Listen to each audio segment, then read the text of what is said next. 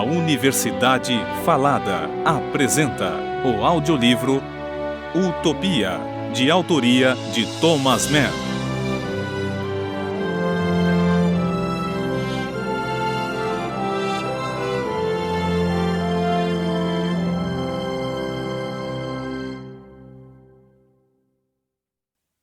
Da comunicação de Rafael e Clodeu, livro 1º.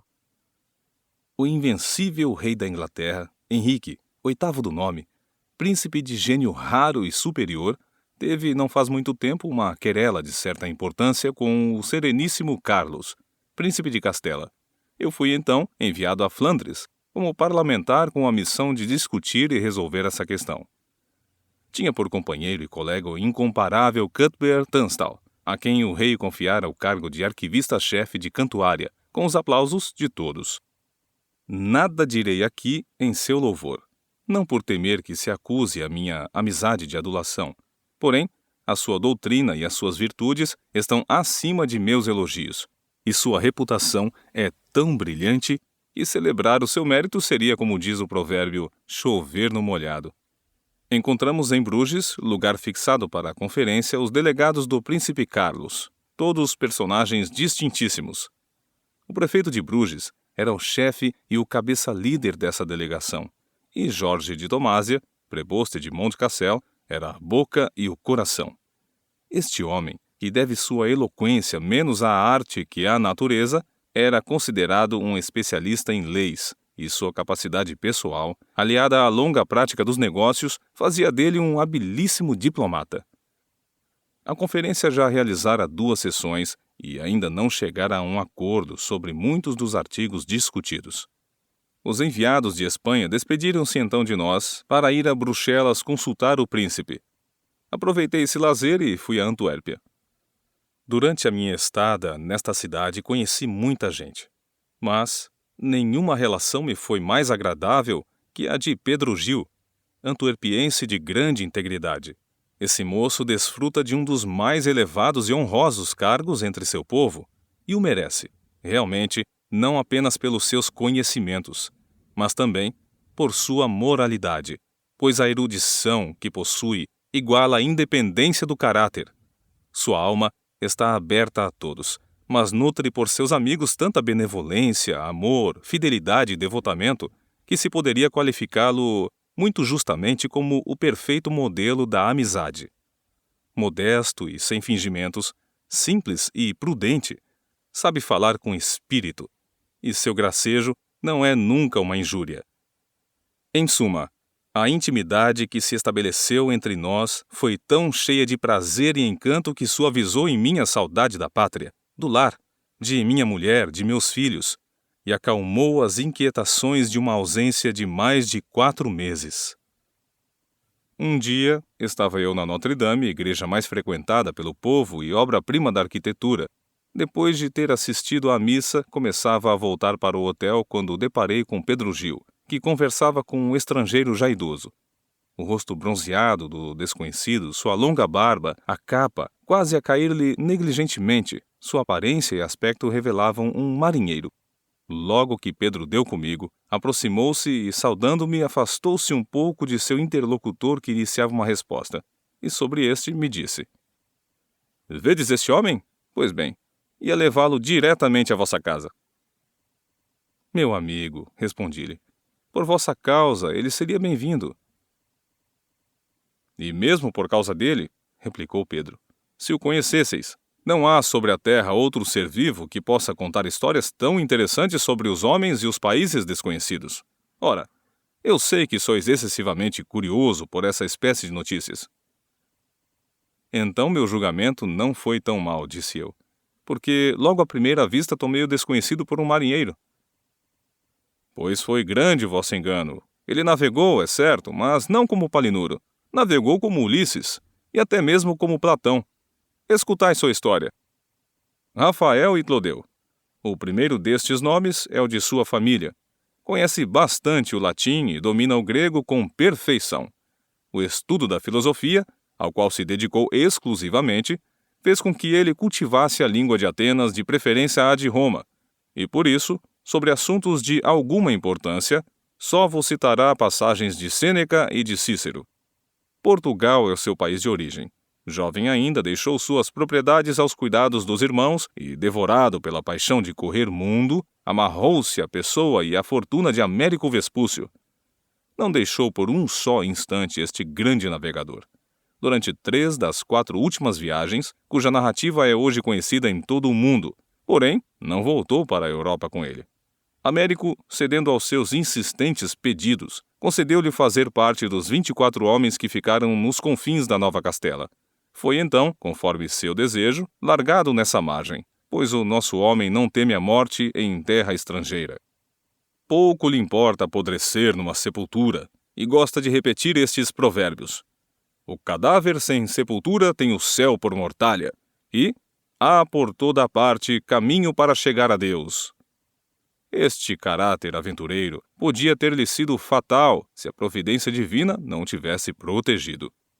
Seja como for, depois da partida de Vespúcio ele percorreu, com 5 castelhanos, uma multidão de países. Desembarcou em Taprobana como por milagre, e daí chegou em Calicut, onde encontrou navios portugueses que o reconduziram ao seu país, contra todas as expectativas. Assim que Pedro acabou essa narrativa, agradeci-lhe o empenho e solicitude em me fazer desfrutar conversação com um homem tão extraordinário. Depois, abordei Rafael, e após as saudações e cortesias habituais, num primeiro encontro, levei-o à minha casa com Pedro Gil. Ali, sentados no jardim, sobre um banco de relva, a conversa começou. Rafael me contou como, após a partida de Vespúcio, ele e seus companheiros, com afabilidade e bons serviços, conquistaram a amizade dos indígenas e viveram com eles em paz e harmonia. Houve mesmo um rei, cujo país e nome me escapam, que lhes deu a mais afetuosa proteção. Sua generosidade os proveu de barcos, carros e tudo mais de que necessitavam para continuar a viagem. Um guia fiel teve ordem de acompanhá-los e apresentá-los a outros reis com excelentes recomendações. Depois de vários dias de marcha, descobriram burgos e cidades bem administradas, inúmeras nações e estados poderosos. No Equador, acrescentava Itlodeu, de uma parte e de outra, no espaço compreendido pela órbita do Sol, não viram senão vastas solidões eternamente devoradas por um céu de fogo. Aí, tudo os aturdia de horror e espanto. A terra não cultivada tinha como habitantes apenas os animais mais ferozes, os répteis mais terríveis e homens mais selvagens que os animais. Afastando-se do Equador, a natureza se abrandava pouco a pouco.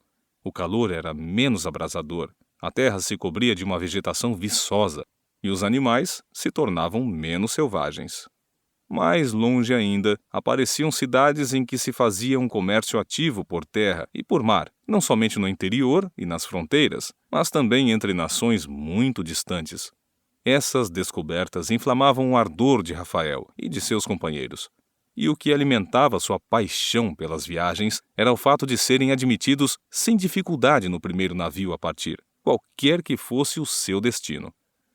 As primeiras embarcações que viram possuíam um fundo achatado. As velas eram formadas por vimes entrelaçados, ou folhas de papiro, e algumas eram feitas de couro.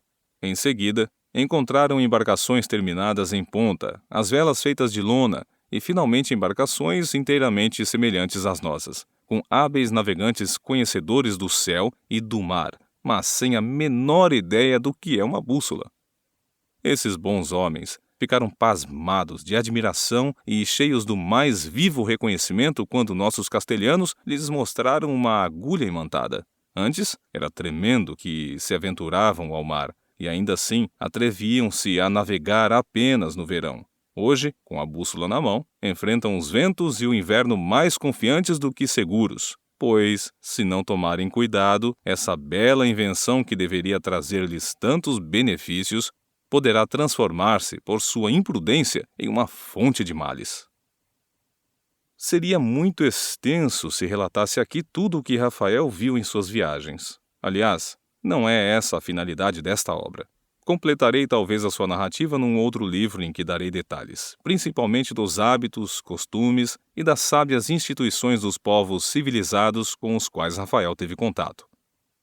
Sobre essas graves questões, Nós o importunamos com perguntas intermináveis, e ele consentia prazerosamente em satisfazer a nossa curiosidade. Nós nada lhe perguntamos sobre esses monstros famosos, que já perderam o mérito da novidade. Sila, selenos, lestrigões, comedores de gente, e outras arpias de mesma espécie que existem em quase toda parte, formando uma sociedade sã e sabiamente organizada, o que já se tornou raridade. Para dizer a verdade, Rafael notou entre esses novos povos instituições tão ruins quanto as nossas, mas observou também um grande número de leis capazes de esclarecer e regenerar nossas cidades, nações e reinos. Todas essas coisas, repito, serão objeto de uma outra obra. Nesta, relatarei apenas o que Rafael nos contou dos costumes e das instituições do povo utopiano. Antes, quero expor ao ouvinte de que maneira a conversa foi levada para este terreno. Rafael intercalava sua narrativa com as reflexões mais profundas. Examinando cada forma de governo, analisava com uma sagacidade maravilhosa o que há de bom e verdadeiro em uma, de mal e de falso em outra. Ao ouvi-lo falar tão sabiamente sobre as instituições e os costumes dos diferentes povos, era de pensar-se que vivera toda a vida nos lugares por onde apenas passara. Pedro não pôde conter a sua admiração. Na verdade, disse, meu caro Rafael, espanto-me que não vos tivesse exposto a serviço de algum rei. Certamente não haveria um só que não encontrasse em vós utilidade e satisfação. Encheríeis de encanto os seus lazeres com o vosso conhecimento universal das coisas e dos homens, e os incontáveis exemplos que poderia citar iam proporcionar-lhes um sólido ensinamento e conselhos preciosos.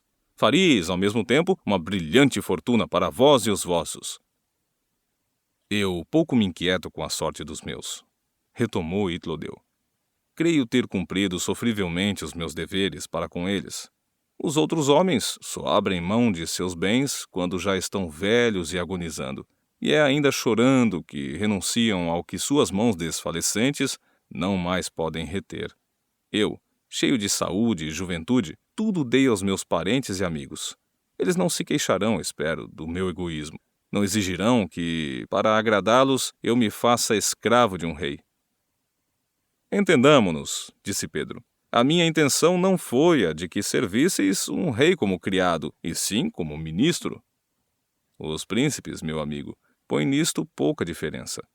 E entre estas duas palavras latinas, servire e inservire, veem apenas uma sílaba a mais ou a menos.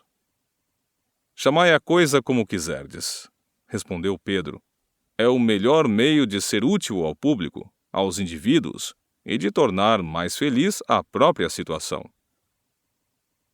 Mais feliz, dizeis, mas como aquilo que repugna ao meu sentimento, ao meu caráter, poderia trazer minha felicidade. Atualmente sou livre, vivo como quero, e duvido que muitos nobres deste e de outros reinos possam dizer o mesmo. Muita gente ambiciona os favores do trono. Os reis não sentirão falta, se eu e 2 ou 3 da minha índole não nos encontrarmos entre os cortesãos. Então falei assim. É evidente, Rafael, que não procurais riquezas, nem poder, e não tenho menos admiração e estima por um homem como vós do que por aquele que está à frente de um império. Parece-me, entretanto, que seria digno de um espírito tão generoso, tão filosófico como o vosso, aplicar todos os seus talentos na direção dos negócios públicos, embora fosse necessário comprometer o seu bem-estar pessoal. Ora, a maneira mais proveitosa de fazê-lo ainda é entrar para o conselho de algum grande príncipe. Estou certo de que a vossa boca não se abriria jamais, senão para a virtude e para a verdade. Vós o sabeis. O príncipe é a fonte de onde o bem e o mal jorram como uma torrente sobre o povo. E possuís tanta ciência e tantos talentos que, embora não tivesseis o hábito dos negócios, daríeis mesmo assim um excelente ministro para o rei mais ignorante. Incides num duplo erro, caro Mor, replicou Rafael. E não só quanto ao fato em si, como no que se refere à minha pessoa.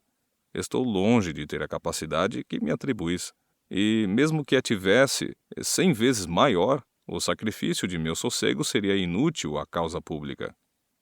Em primeiro lugar, os reis cuidam somente da guerra, arte que me é desconhecida e que não tenho nenhum desejo de conhecer.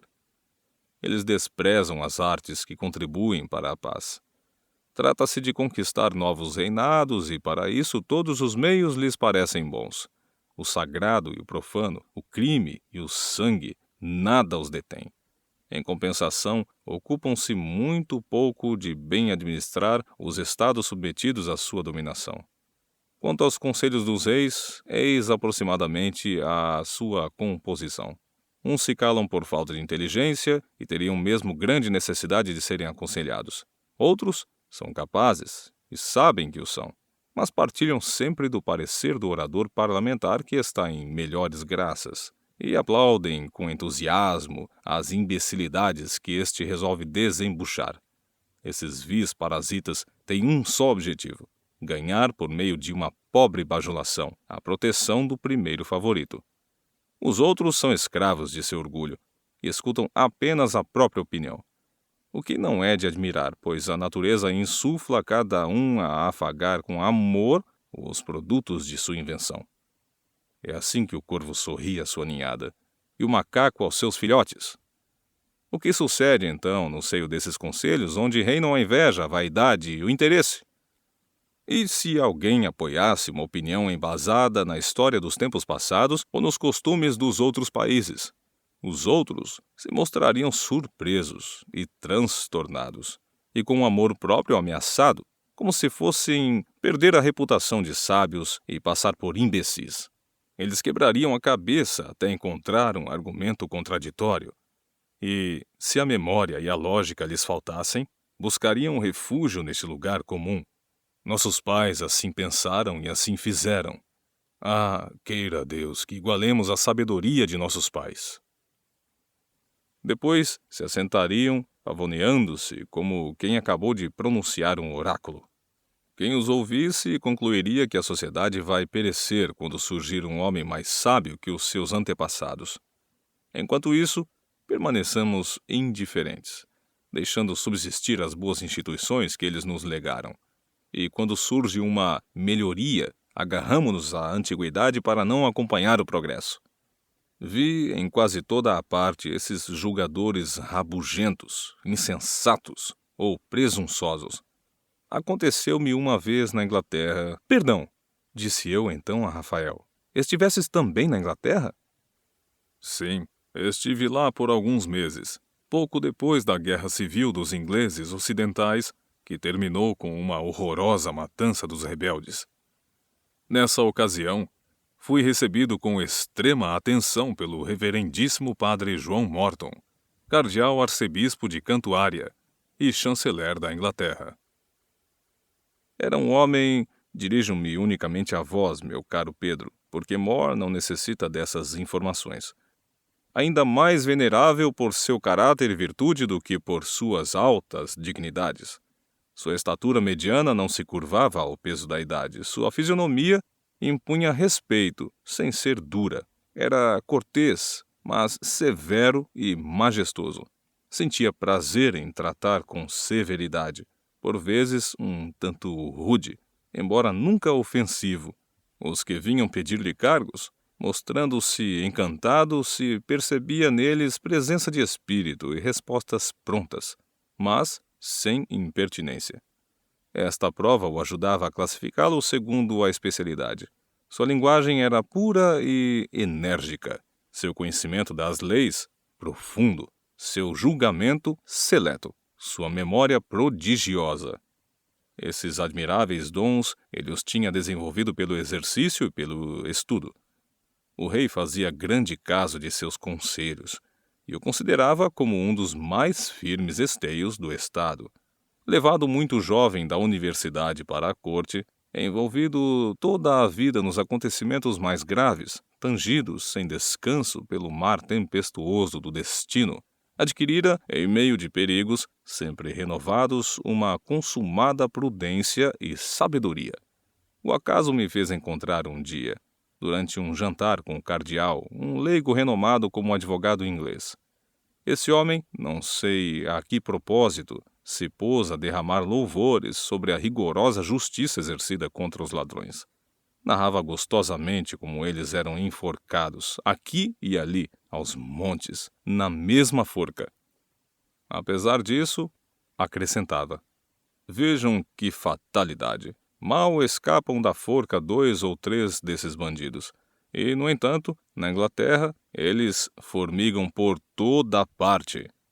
Com a liberdade de palavra que gozava na casa do cardeal, disse eu então: nada disso deveria surpreender-vos. Neste caso, a morte é uma pena injusta e inútil. É bastante cruel para punir o roubo, mas bastante ineficaz para impedi-lo. O simples roubo não merece a forca, e o mais horrível suplício não impedirá de roubar o que não dispõe de outro meio para não morrer de fome. Nisto, a justiça da Inglaterra e de muitos países se assemelha aos mestres que espancam os alunos em lugar de instruí-los. Em vez de fazer com que os ladrões sofram pavorosos tormentos, não seria melhor garantir a existência a todos os membros da sociedade, a fim de que ninguém se visse na necessidade de roubar primeiro e de morrer depois? A sociedade previu o fenômeno, replicou o advogado. A indústria e a agricultura oferecem ao povo inúmeros meios de existência. Há, porém, os que preferem o crime ao trabalho. Era aí mesmo que eu vos esperava chegar, respondi. Não falarei dos que voltam das guerras civis ou estrangeiras com o corpo mutilado. Quantos soldados, entretanto, na Batalha de Cornualha ou na Campanha de França, perderam um ou vários membros a serviço do rei da pátria? Esses infelizes tornaram-se fracos demais para exercer o seu antigo ofício e velhos demais para aprender um novo. Mas deixemos isso. As guerras só se reacendem a longos intervalos.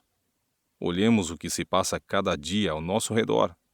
A principal causa da miséria pública reside no número excessivo de nobres zangões ociosos, que se nutrem do suor e do trabalho dos outros e que, para aumentar seus rendimentos, mandam cultivar suas terras, maltratando os servos até a carne viva. Não conhecem outra economia, mas tratando-se, ao contrário, de comprar um prazer, são pródigos.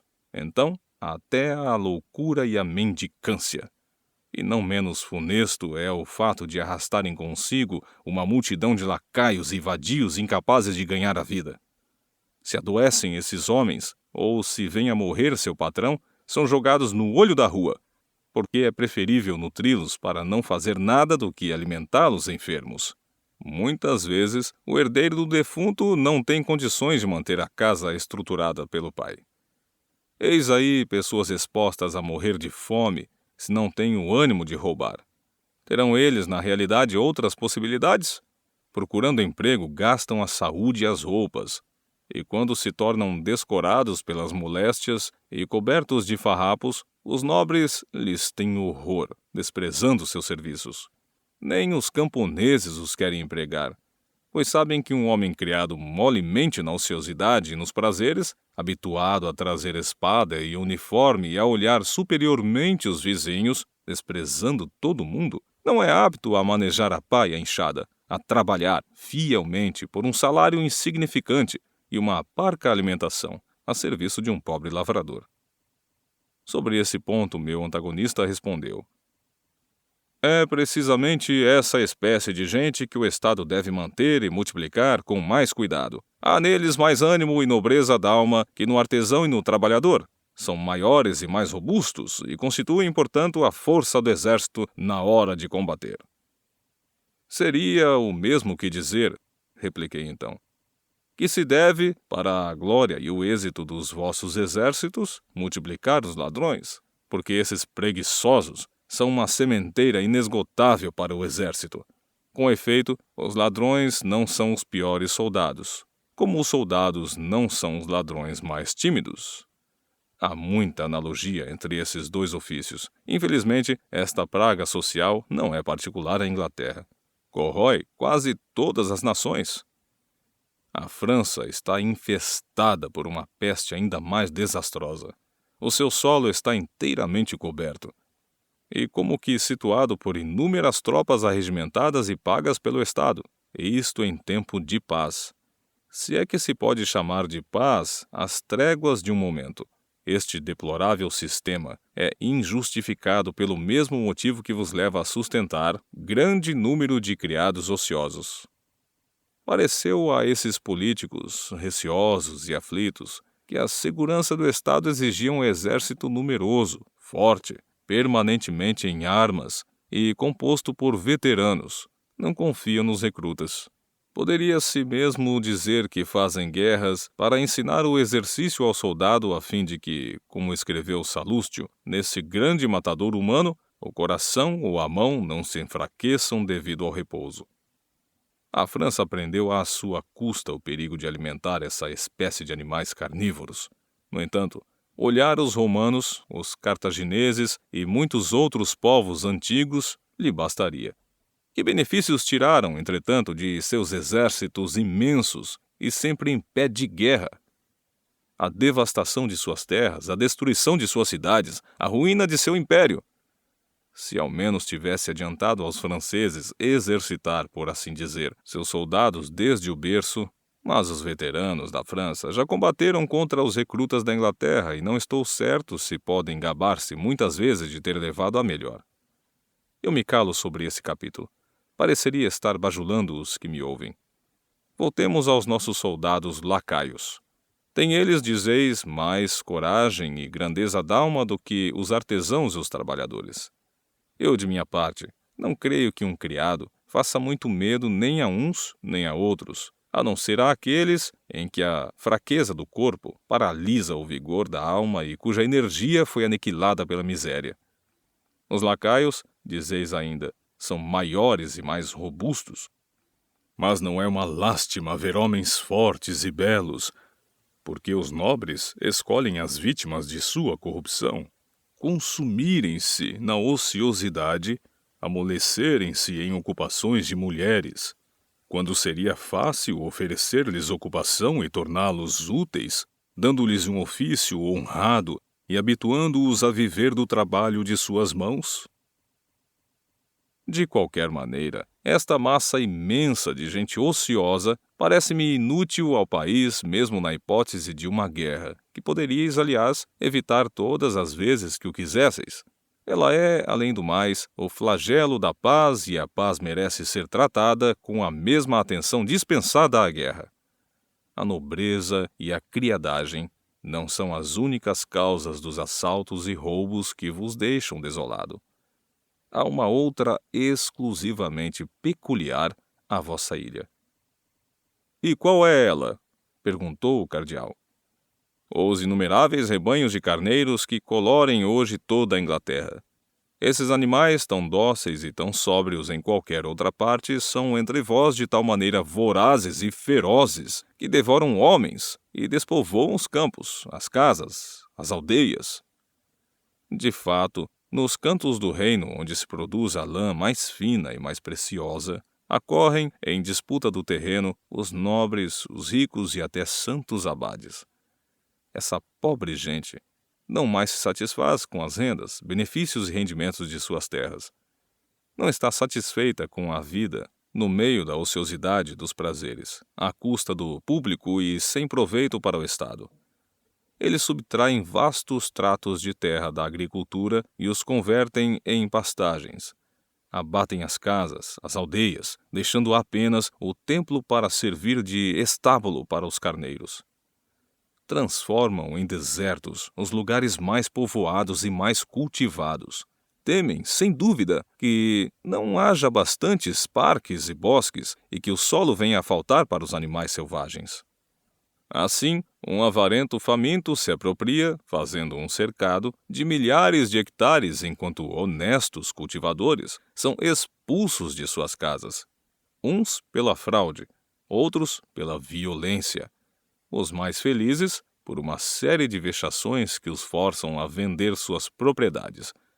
E estas famílias, mais numerosas do que ricas, porque a agricultura tem necessidade de muitos braços, emigram campos afora, maridos e mulheres, viúvas e órfãos, pais e mães com seus filhinhos.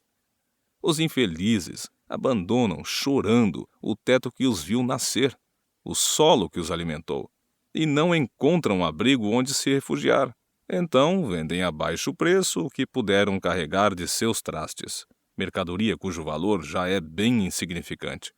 Esgotados esses fracos recursos, que lhes resta? O roubo.